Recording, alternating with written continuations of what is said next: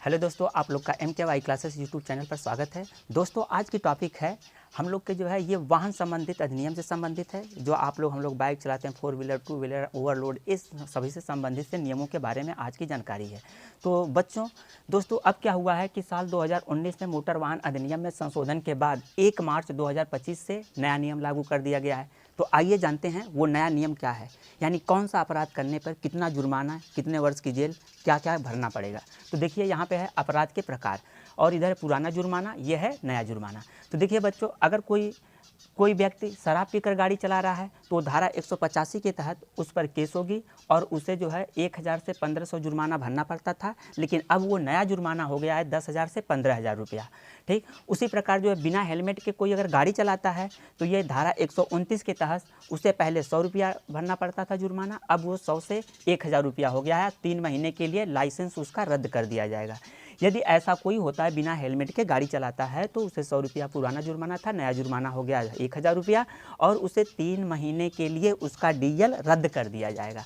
आगे अगला देखते हैं, बिना सीट बेल्ट बांधे हुए अगर कोई गाड़ी चलाता है तो ये आता है धारा 194 बी के तहत। धारा 194 बी के तहत उसके ऊपर केस होती है और पुराना जुर्माना था 1000, अब हो गया है पुराना जुर्माना था 100 रुपया, अब नया जुर्माना हो गया है 1000 रुपया।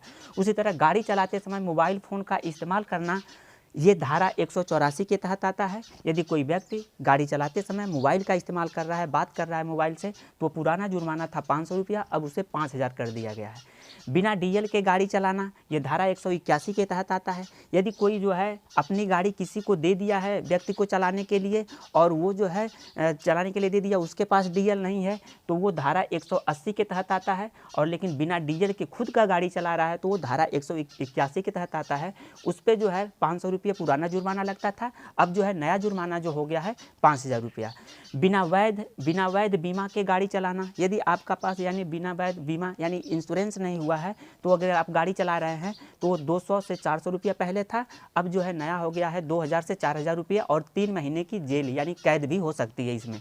बिना वैध प्रदूषण प्रमाण पत्र के गाड़ी चलाना, जो हम लोग का जो है प्रदूषण प्रमाण पत्र वाला जो है प्रमाण जो होता है, अगर वो नहीं सही है तो उस पर जो है 1000 पहले जुर्माना था, अब जो है 10,000 रुपया हो गया है। 6 महीने तक की कैद भी हो सकती है यानी जेल हो सकती है।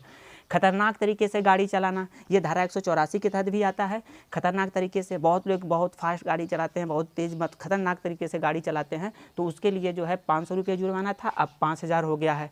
सार्वजनिक सड़कों पर रेसिंग करना, यदि कुछ लोग क्या होते हैं सार्वजनिक सड़कों जो हम लोग के, जैसे मान लीजिए पूर्वांचल एक्सप्रेस हुआ, जो है हम लोग के 4 लेन 2 लेन जो सड़कें होती हैं जिसपे सार्वजनिक लोग चलते हैं, अगर उस पर कोई जो है रेसिंग कर रहा है, रेसिंग करते अगर पकड़ा जाता है तो उसको 500 रुपये का जुर्माना लगता था, अब वही जुर्माना बढ़ाकर नया जुर्माना जो है 1 मार्च 2025 से वो जुर्माना रेसिंग का कर दिया गया है 5000 रुपया, क्योंकि इसमें एक्सीडेंट के चांसेस बढ़ते थे। या ये सभी जो जुर्माने बढ़ रहे हैं गवर्नमेंट जो बढ़ा रही है अपने नियम के अनुसार, महंगाई के हिसाब से बढ़ा रही है, सही भी कर रही है, लेकिन जनता को थोड़ा सा सरकार भी यहाँ पे सोचना चाहिए था, जनता को भी सोचना चाहिए। चलिए वो बातें बाद में करेंगे, पहले यहाँ पे देखिएगा। 2 पहिया वाहन पर यदि 3 लोग सवार कर रहे हैं, लेकर वाहन चला रहे हैं, 2 पहिया वाहन पर 3 लोग बैठ कर चल रहे हैं तो 100 रुपये का जुर्माना लगता था, अब वही जुर्माना 1000 रुपया कर दिया गया है। ओवरलोडिंग की धारा जो 194 के तहत आती है, यदि ओवरलोडिंग गाड़ी है तो 2000 रुपया लगता था, अब जो है वो 20,000 कर दिया गया है नया जुर्माना के तहत। सिग्नल जंपिंग, यदि देखते हैं शहरों में, सिग्नल जंपिंग यानी सिग्नल जो अगर कोई क्रॉस करता है, लाइट जलती है, red light, yellow green light, ये लाइटें जो जलती हैं, सिग्नल का इस्तेमाल, यदि सिग्नल का कोई उल्लंघन करता है, वह जंपिंग करता है, उल्लंघन करता है, तो 500 से 5000 रुपये का जुर्माना हो गया है। अब यदि किशोरों द्वारा किए गए अपराध, यानी 18 वर्ष से कम उम्र के कोई अगर बालक जो है यदि गाड़ी चला रहे हैं तो उनका जो है 2500 रुपये का जुर्माना लगता था, अब वो बढ़ाकर 25,000 कर दिया गया और 3 साल की कैद भी है। और ये जो है केसेस जो है धाराओं के अनुसार ये बदलती रहती हैं।